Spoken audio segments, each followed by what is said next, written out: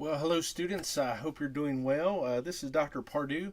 Just wanted to touch base with you about kind of the initial writing phase of your paper. I'm finding the same issues over and over again, and so I wanted to touch base with you as a class about things that are important.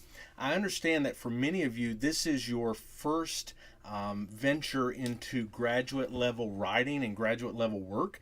And so I want to make sure that you kind of know the expectations. This first assignment is worth 60 points that I'm grading now, and you're getting your grades back. And so don't be too worried about it. It is, again, this initial work that you're doing to see that you kind of get in a good rhythm before the paper is due at the end of the semester. So I want to talk to you about a few things. First, one of your best friends here at the Divinity School at Liberty is going to be the writing guide. And so I want to show you that if you've not found it yet. The writing guide is right here. This is the Rawlings School of Divinity writing guide. You'll see that it's based on the 8th edition of Turabian. It doesn't always follow that, but for the most part, it's going to be very similar. If you see here, as you go through this, there are some basic things. So 1-inch margins, 12-point font, Times New Roman. If you have footnotes, that should be in 10-point font. Everything is double-spaced except for footnotes, block quotes, and there's some other exceptions that you can read there. There's information here about style. You don't include the Bible in your bibliography, for instance. There's some other things you don't include, such as this writing guide. Unless you're quoting it in the paper, you don't need to include it. You only include things that you're resourcing and reading for the paper itself. Some notes here on grammar. Those things are important. Subheadings. Again, this is the proper subheadings. This is the only thing you should be using. So if you have something that says introduction, that's a first level thing here. So it should be capitalized. It should be in bold-faced font. So keep that in mind. Here's some information on footnotes and those citations. You want to keep that in mind. You want to make sure that you're using the citations that are listed here. My favorite part of this, back up here at the top, here's a standardized title page. So if you click on that, you can open that up, and look, here you go, University School of Divinity title page. If you use that, you're going to be correct because that's the one that Liberty provides. Then also, here's a sample paper. I like to go to the sample paper because I like to look at specific things that I am going to be using in my paper. So see, this paper here shows you how the paper should look when you finish. If your paper looks different than this as far as formatting, guess what? This is the one that is correct and yours is wrong. And this class in particular, this is very important for you to remember. I oftentimes get papers from students that they just throw it together, and a lot of students don't know why I am concerned about formatting. But this class is to set the tone for your understanding of graduate level work for really the rest of your time here at Liberty. And so here's the table of contents, but remember it says contents at the top. Some information there. A shorter paper doesn't need to have this. 1 or 2 pages, this is not necessary, but it's a good thing to have, obviously, in a longer paper. And then look, you should have indentions here. Some of you didn't have indentions in your paper. There should be an indent here. As we go on through, we're going to see that here's a block quote. We have a block quote right here. This is what it is to look like. If you notice, there's no quotation marks on a block quote. Here's the footnote. This is what your footnote should look like. It shouldn't be a large number. It should be a superscript number, so keep that in mind. Here are your footnotes at the bottom of a page. Your page number goes down here. A great majority of my students never put a page number, and even though I'm not printing this out, I will count off if I do not see a page number at the bottom of your paper when it's submitted.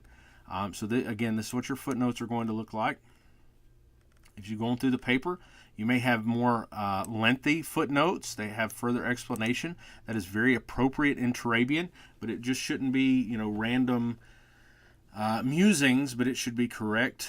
It should be something that adds to the paper, possibly a source, and then some explanation about that source, like you see here in footnote 3. If you go back up here to a quote, you have the beginning of the sentence, you have a comma here, quotation marks, first letter capitalized, then the rest of the quote, the period inside the quotation marks. I look at all of those things, and there's more information about that in footnote 4. And continue on. Here's a second level subheading. You notice it's similar to the first, but it's not in boldface font. If you notice here, there's no extra space between paragraphs. You never want to have that. That shouldn't be there. If you have it, make sure you take that out, because I don't like to see that. Again, it makes me think that you didn't put a lot of time in the formatting of the paper. At this point in your graduate level writing, I understand that your quality of research will not be where it is when you finish this program. You're not going to write as good a paper now as you'll write as the last class before you graduate. But you can begin now making sure that all of your formatting is proper and that you have done it well. I automatically think that a paper is going to be bad when I open it up and it has not been done well. When no attention has been paid to formatting, I assume that the student has written a poor paper, and the grade typically reflects that. You look here again, here's your bibliography. This is what it is to look like. Alphabetical orders by the last name of the author. There's 2 examples here. It should be bold. Make sure you do that. It should say bibliography at the top of the page, and there is a page number on the bibliography page. You can see those here, and they should be in the footer of your paper. If you're interested in knowing where that is, up here is the address that you can find that, or you can simply go to Google and type in Liberty University School of Divinity Writing Guide, and if you look, here's mine. It is the first result there. This first one is an ad, but this first result is the correct one. Pull that up and look at it. Okay, so some other things. Spelling. Take time to read through your paper. If you do not do well editing your own work, and oftentimes I don't, I write something and sometimes write a great amount of writing in one particular day or setting. I don't do such a good job of editing it myself, and so I have to give it to someone else. Feel free to do that. Give it to the Writing Center. They'll help you to develop your writing, but it looks really bad at a graduate level to have a bunch of spelling errors, to have a bunch of grammar errors within your paper. And if I begin to see those over and over and over again, there's always a part of our rubric where I'll have to count off for that, and it just again makes it look like the paper did not have your full attention and I didn't get your best work. Let's talk about sources. One of the things that our instructions talk about is not having websites as your sources, and some of you did that, and I marked those, and if I haven't marked those, just know from this video that is not what we want to do. We want to have good sources on this paper. So I wanted to show you kind of what some good sources are. Commentaries are a really good source. This is the Word Biblical Commentary. So it's an option out there. You can find that. If you need to purchase it, or you need to find it in your library or whatever, that's a good place to go for sources. One of the things about graduate school is you've got to understand you're going to have to buy some books. You're going to have some books, and it's just part of it. Websites are not going to give you the information you need to write quality papers at a graduate level. Now, journal articles and things like that you can find through Liberty University's online library, those are great, and I encourage you to use those, but you're going to have some books. Maybe you need a pastor friend that can help you. Maybe you know another seminary student in your community. You can go to the library of a local college. Especially a Bible college or seminary are going to have these if you're not obviously near the campus at Liberty. So Word Biblical Commentary is a good one. This is the Baker Exegetical Commentary Series, and this is a quality series. A number of these out. Here is the Pillar Commentary Series. So that's very important. And a very good series to use, and you're going to have some good information here. I like this series quite a bit. Here's another Baker one. This is Mark. I showed you John a minute ago. Also, this one is a classic, been around for a long time. Some of these have been updated. This is the New International Commentary on the New Testament. And so this one, again, is on Mark by William Lane.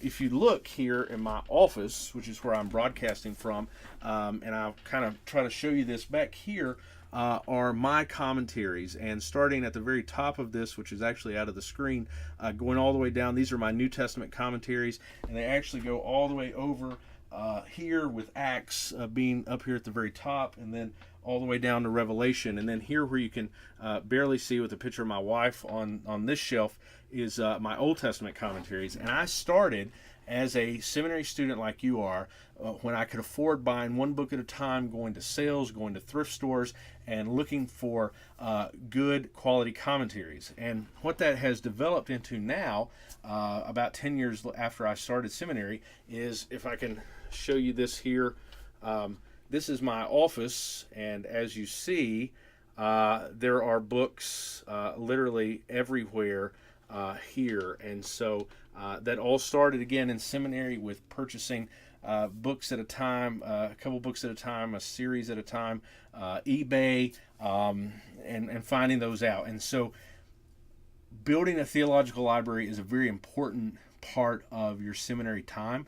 I encourage you to save every single book that you have to get for class, because you're going to find them to be very useful in your ministry. So take the time to find good sources. Some of you had excellent sources. I mean, they're just fantastic. Some of you, they weren't. They just weren't quality sources. You found some website with someone's opinion and that sort of thing, and those are not great. The thing about commentaries is you're going to have scholarship from knowledgeable authors who have spent, many of them, a lifetime researching the very topics that you're writing about. And so make sure that you take the time to find good sources, because if not, you simply can't have a quality paper. As we go further in this project on this paper, you're going to be tempted at times to talk about what you think about this passage, what you feel about this passage, your opinion on it, that sort of thing. I encourage you to avoid that. You want to talk about the research. You want to talk about what you've discovered in reading, what you've discovered in commentaries, what you've discovered in the sources that you're reading from. That's what I want to hear about, and that shows a depth of learning that is much greater than you just sharing your opinion with me about, what you think or how this made you feel or that sort of thing. That's more of a Sunday school level endeavor. What we're doing here is much more on an academic level, and so consider that as you're writing. You should never use first person in academic writing. You shouldn't say I think or I this. At best, maybe you could say this writer as a phrase to refer to yourself, but I don't even like that. And you can write a paper without doing that at all. You can simply write a paper based on your research, and that is going to have the best quality work, and in the end is going to give you the best quality result when it comes to your grade. Those are the big things, and so if all of you will kind of take those three things to heart, if you'll think about the writing and the formatting, if you'll think about the spelling and the grammar, and you'll think about your sources, you're going to be fine. If you didn't get the best grade on this, don't worry about that. Look ahead at what is to come. Think about the paper going forward, and make sure to take these notes to heart.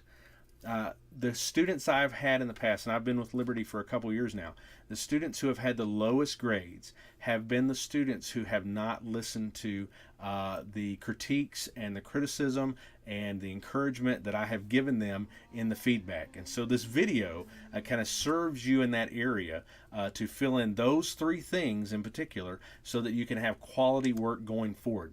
If you have a more specific question about your paper, please let me know.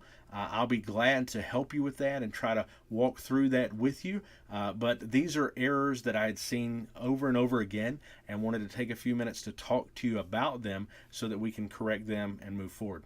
I'm excited that your theological journey has brought you to my class. I hope that this course will help to prepare you for not only your time here at Liberty, but the ministry that God has for you. I'm always amazed to hear back from my students at how God is working in their life and how He's using them, and just really how they're working in ministry. And I trust that you're going to be the same down the road. I'm going to hear back that God is doing great things. But know that this class is to help prepare you not only for theological studies here at Liberty, but also for your future ministry as God leads you in your life. I hope He'll bless you today. I hope you have a wonderful week. And if you need anything, please contact me so that I can help you with the upcoming assignments.